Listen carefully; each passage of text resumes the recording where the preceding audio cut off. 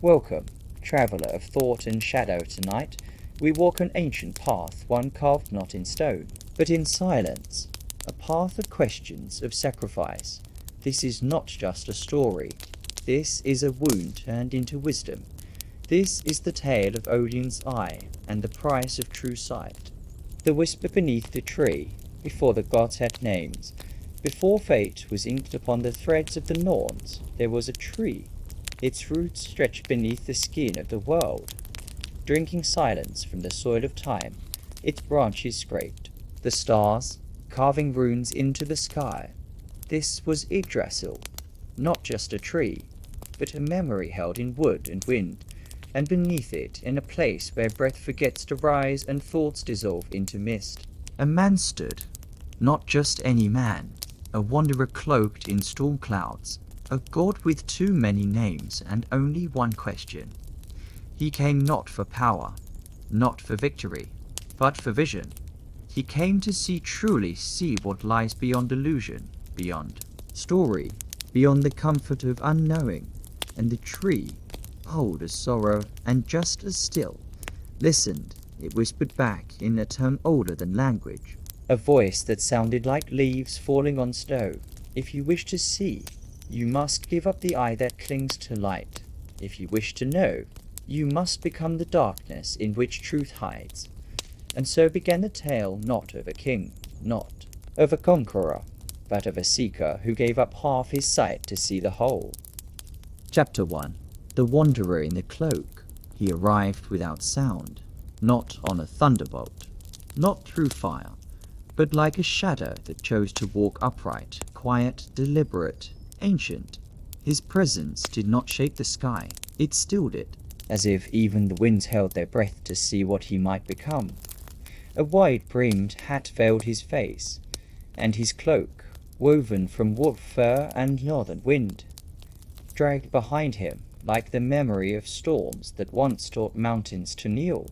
He carried no weapon that day, only silence, and something older than speech, a weight in his chest that neither battle nor song could lift.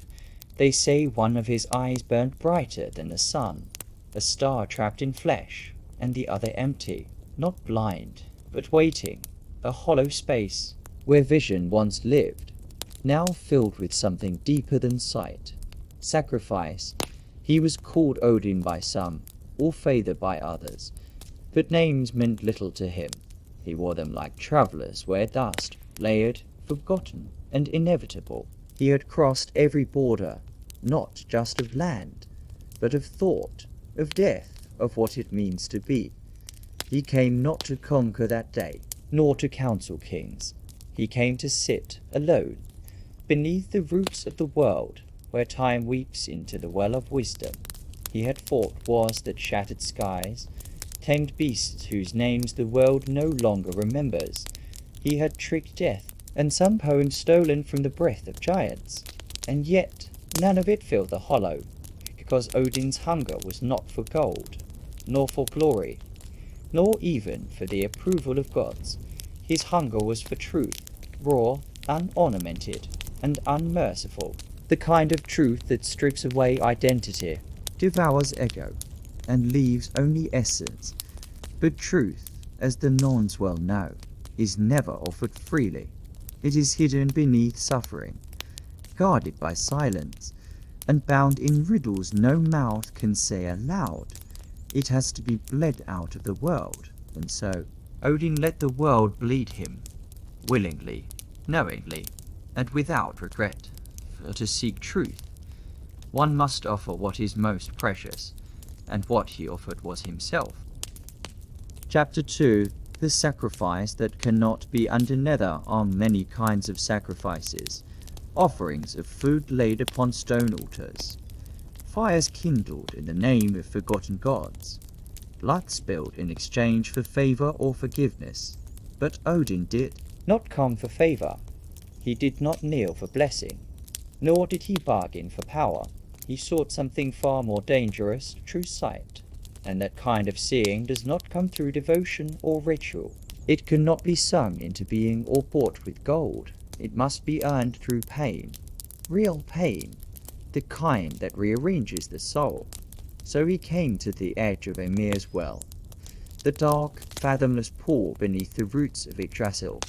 It is said that the waters there are older than fate, and that wisdom lies heavy at the bottom, curled like serpents around buried truths. The air around the well was still, too still, as if sound itself feared what might be heard. And Mímir stood guard, as he always had, the ancient keeper of secrets, whose gaze had measured kings and whose silence had shamed gods. He did not smile. He had seen this scene before. Too many immortals had come with hunger in their hearts and thunder in their words, only to flinch at the price. They always flinched. But Odin did not. He did not plead. He did not threaten. He asked for only one thing. A sip, not a gulp. Not the whole of the well. Just a taste of truth, unfiltered and final. And Mímir's answer came slowly, first with silence, then with steel. No words were exchanged, only a blade, cool and unquestioning, placed in Odin's hand. The meaning was clear. Truth has a cost, and the coin is always flesh. The Ulfather did not hesitate. He lifted the blade, reached to his face, and plucked out his own eye. There was no scream, no grand display, no thunderclap to mark the moment. Only the soft sound of surrender, the quiet splash of something sacred being given away without regret. The eye sank into the well like a star falling back into the dark it was born from, and in return, Odin drank. The water did not soothe. It burned like lightning swallowed whole and froze like regret beneath the ribs. It did not offer comfort. It revealed, and what it revealed was more than even a god was meant to see. He saw not only the threads of the future, glistening and trembling with inevitability, but the unbearable weight of the present. The lies the gods told themselves to sleep, the slow decay of order beneath the illusions of power, the wolves circling the roots, the end of days, not as chaos, but as prophecy fulfilled. And he wept, not because he lost an eye, but because he gained a vision no eye should hold. He saw the world as it truly was, and he knew there is no unseeing what has been seen, no returning from truth once. It is tasted, the sacrifice could never be undone, and he had never been more alone. Chapter 3 Ravens at the edge of the world. They say the world tree, Yggdrasil, holds all things, past, future, breath, and bone, but beneath its bark lies a deeper silence, older than gods, older than names. That is where Odin's eye now rests, not rotting, not forgotten, but watching. It watches still, at the bottom of the well. It gleams like a buried sun, not blind, but burdened. It sees through soil and shadow, through bloodlines and betrayals. It does not blink. It does not sleep. It remembers everything, and so does he, even as he walks far from that place, across the 9 realms, across lifetimes. There is a part of him that never leaves, a part of him that still kneels by the well, half sightless, half awake, a part that listens to the whispers that rise from the water, like fog curling into prophecy. Odin became many things after that day: wanderer, trickster, father of storms. He spoke in riddles and hid behind runes. He traded youth for wisdom, and company for solitude. He surrounded himself with ravens, with wolves, with symbols that moved like shadows across the sky. But within him, always, was the echo of that moment, the core steel, the silent offering, the drink that tasted like fate. And beneath it all, the eye remained, not as a wound, but as a vow. He had given it not for power, nor for pity. He had offered it not to impress gods, but to understand them. He had paid the price not to rule the world, but to see it, fully, fractured, fragile. What he saw was too much. What he saw changed him. But he did not turn away, because some eyes are not meant to close, and some truths are not meant to be forgotten. And beneath the roots of the world, A single I gleam still, waiting, watching, not for vengeance, not for praise, but for the moment. The rest of the world is finally willing to see what he saw first. Chapter 4. The tree that remembers painfully say runes are merely symbols, carved shapes. Ancient letters, but they lie. Runes are not written. They are suffered. They are not etched in stone. They are carved into soul.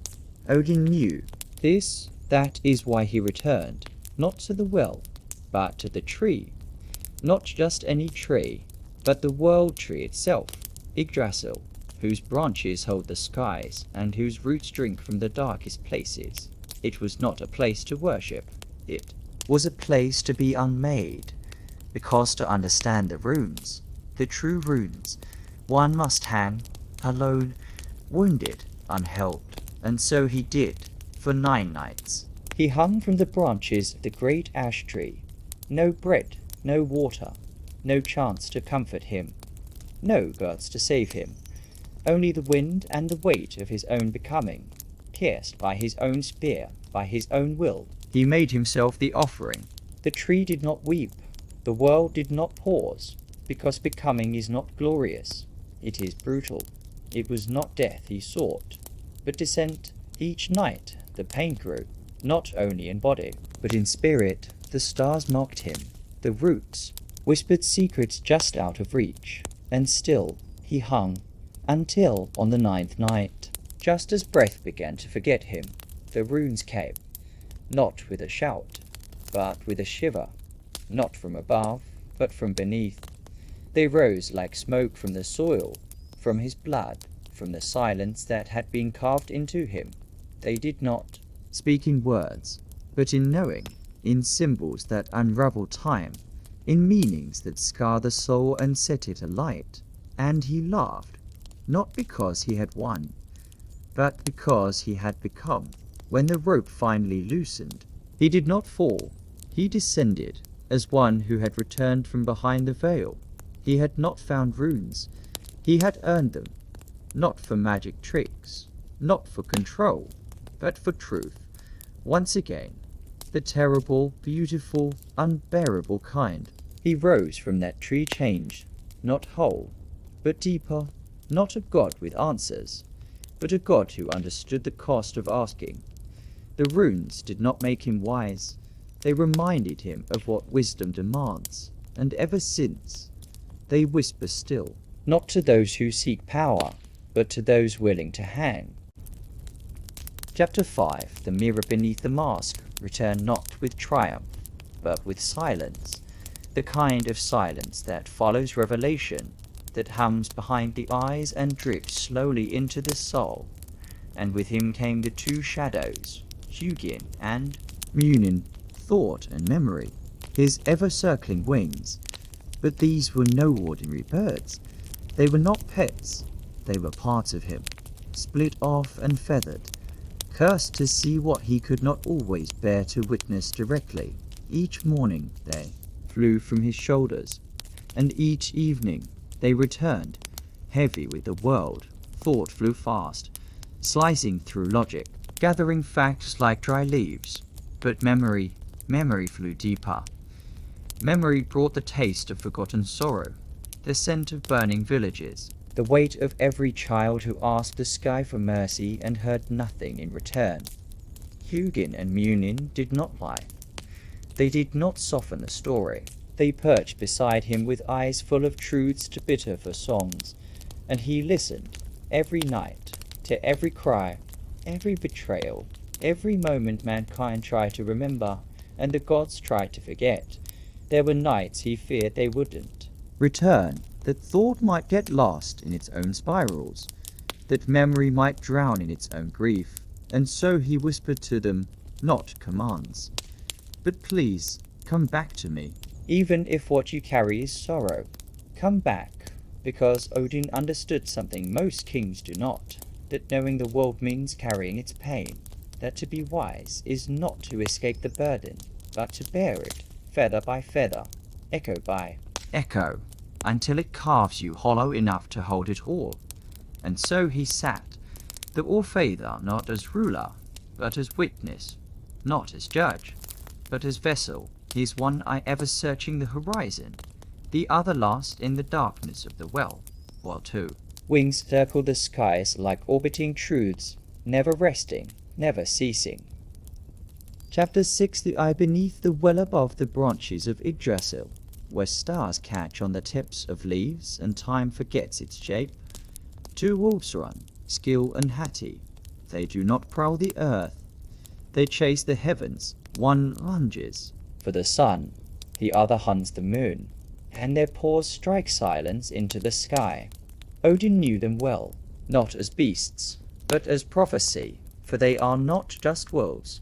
They are hunger, inevitable hunger, the kind that doesn't growl, but waits, the kind that was born when the world first opened its eyes and saw that all things must end. Skill and Hati were never taught to hate.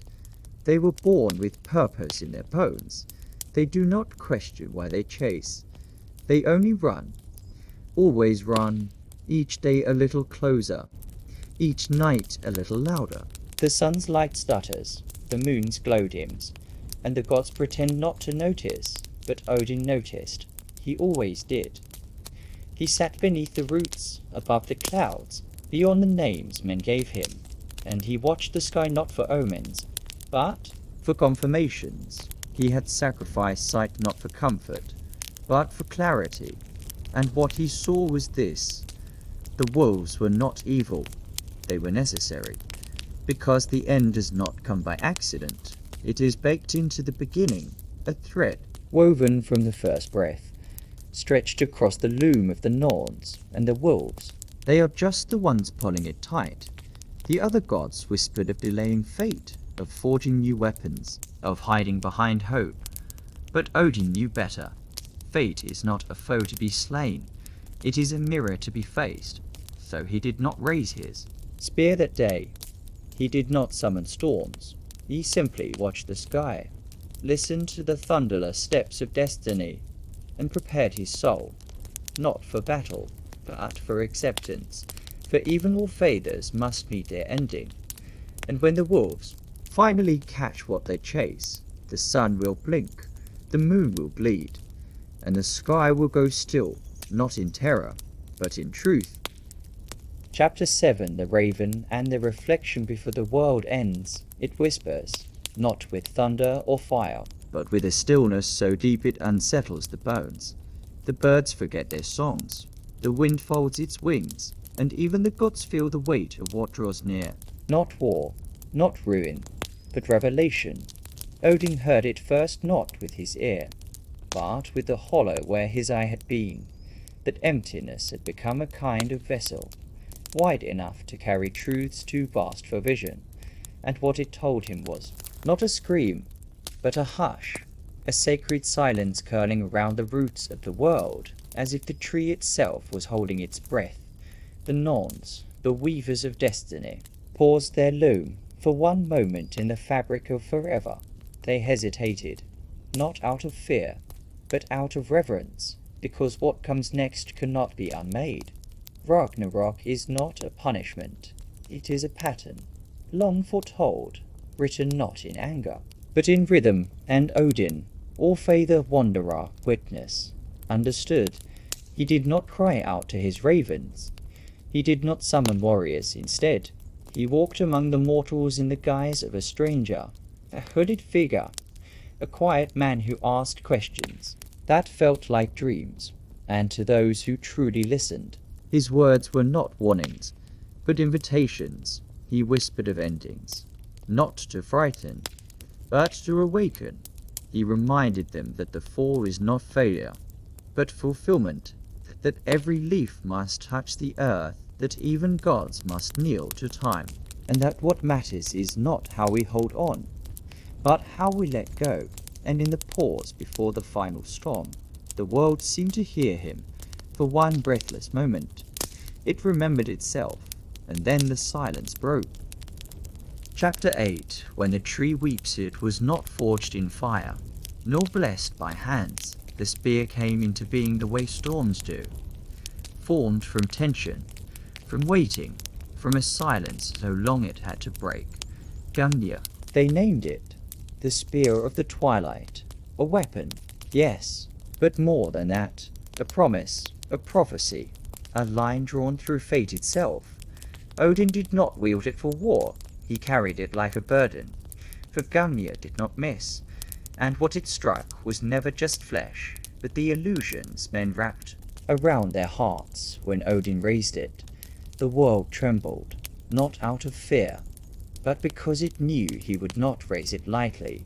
He did not point it at enemies, he pointed it at truth, and truth, like the spear, is sharp. It does not comfort, it does not flinch, it pierces clean and deep, through stories we tell ourselves, through the gods we pretend to serve, through the mirrors we dare not look into. Odin walked with Gungnir, not as a conqueror, but as a seer who could no longer unsee. Each step he took echoed across the realms, not as sound, but as weight.